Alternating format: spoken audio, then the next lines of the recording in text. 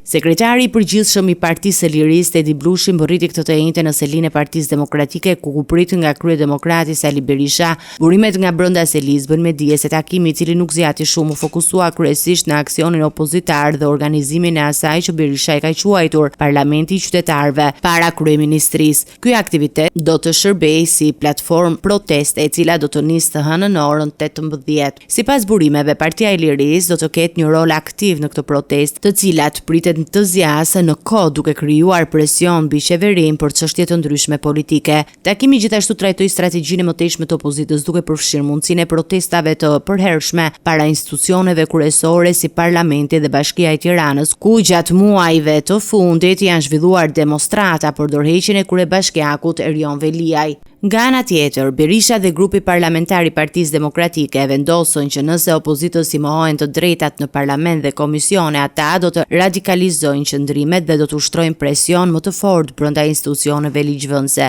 Strategjia e opozitës duket e qartë, kombinimi i presionit në rrugë dhe brenda parlamentit për detyruar ekzekutivin të japë përgjigje ndaj kërkesave të tyre.